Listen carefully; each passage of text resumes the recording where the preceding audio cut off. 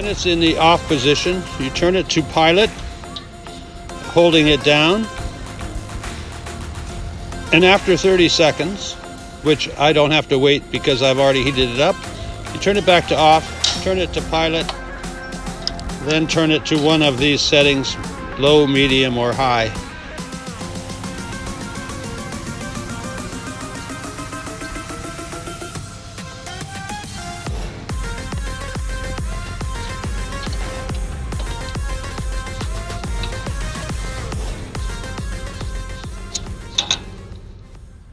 So clearly, today's video is about a Mr. Buddy heater that I bought. I think I should go back to the beginning when I first bought my bus. I had looked at a lot of YouTube videos. Everybody was telling me I needed a heater. And it was quite chilly out, so I went out and bought a Mr. Buddy, Big Buddy heater.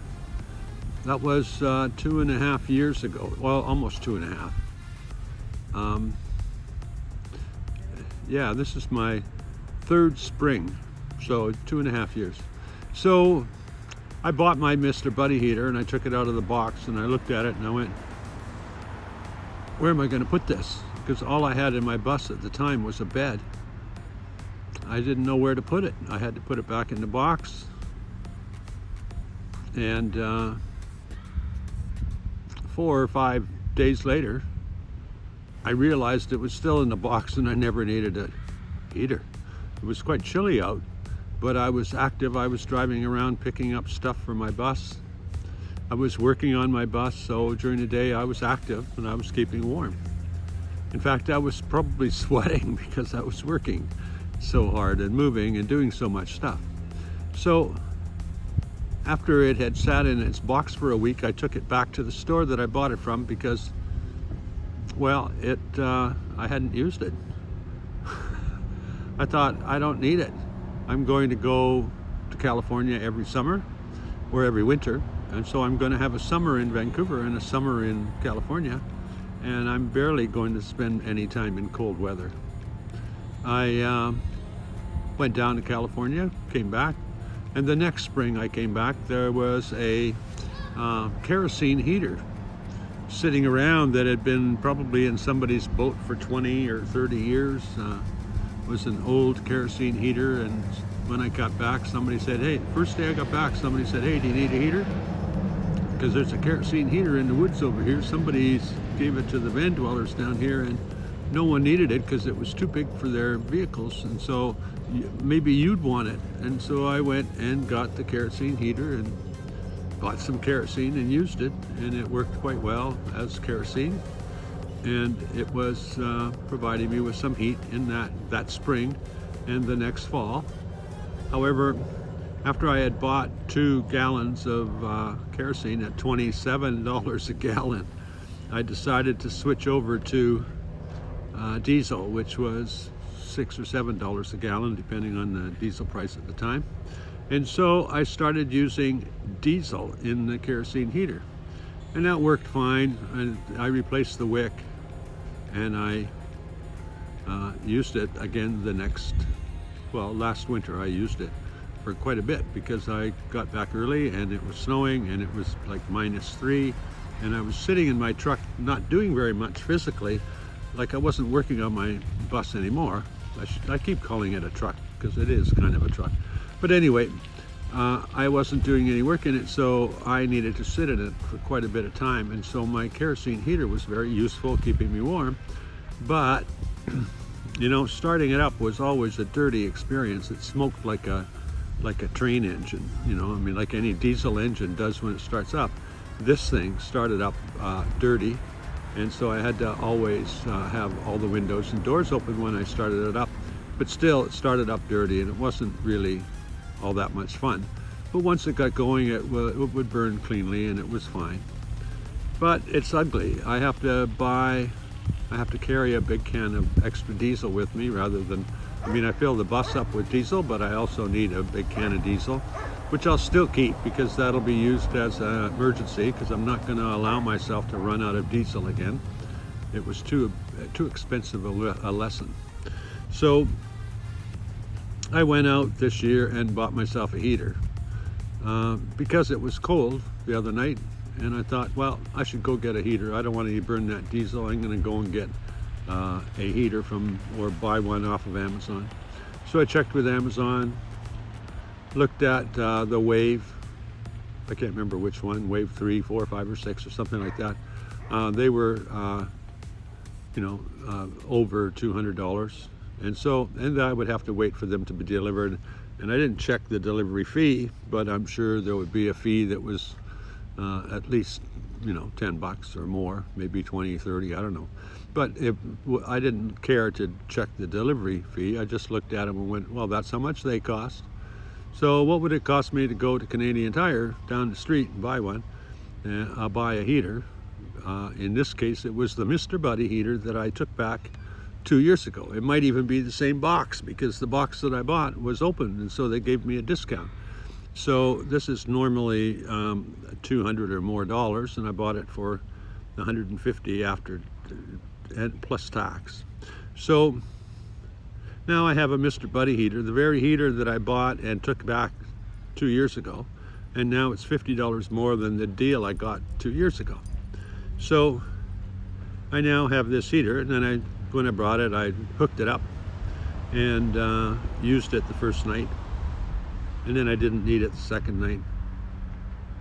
And now I totally get why I'm buying a Mr. Buddy heater.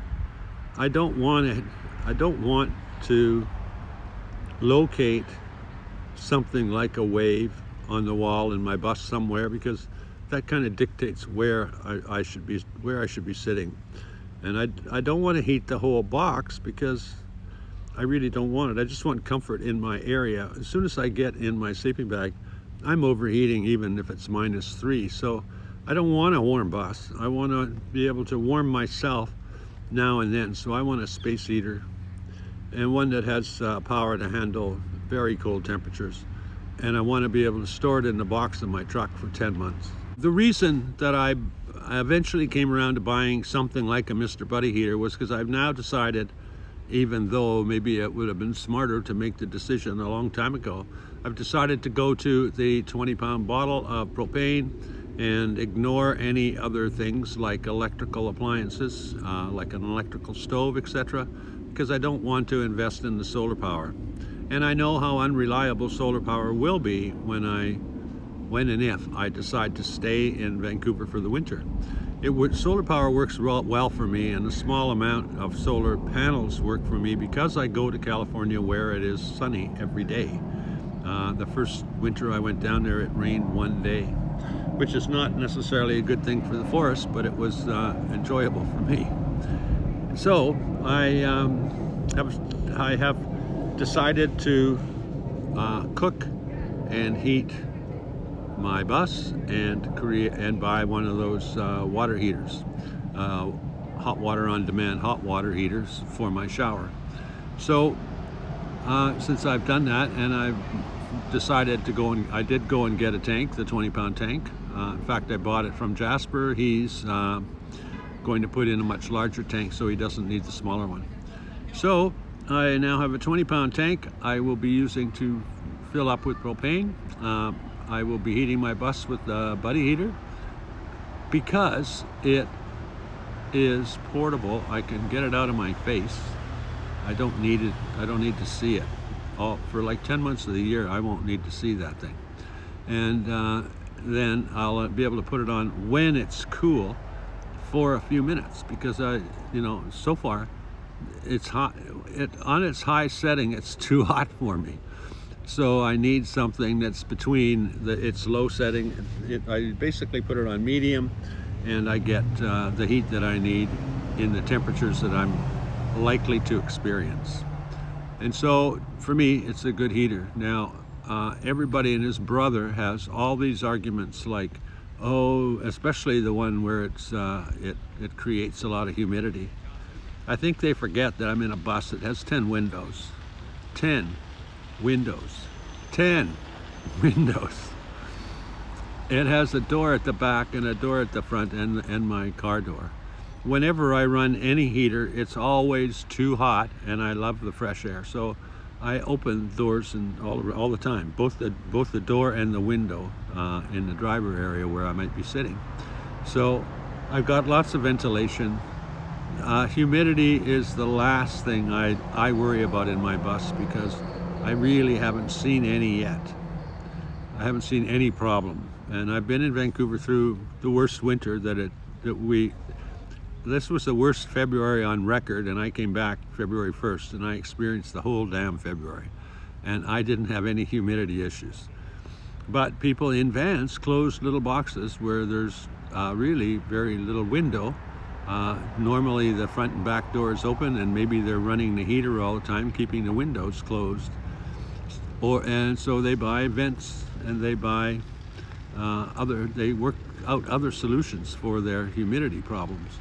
But they're referring to problems that they have in their particular style of vehicle that they decided to choose.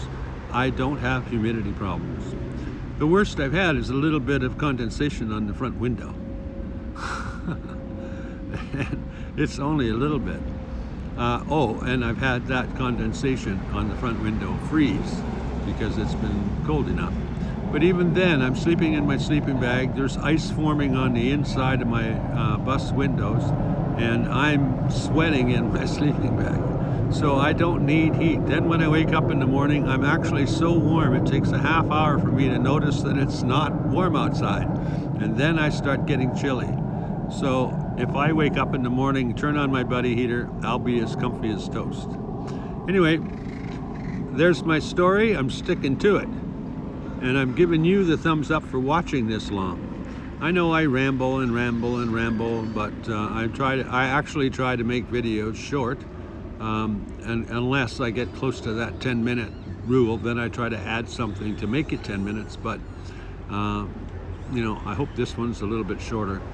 So have a good day. Now you know all about, you saw how my Buddy heater works. The only thing you didn't see is the unboxing. And I can explain that to you. It comes in a box with styrofoam on each side, and it's in a plastic bag. So once you pull it out of the box, which is always tough because they make them so that they don't slide around inside. Once you pull it out of the box, you take it out of a plastic bag, you put a hose on it, and you start it.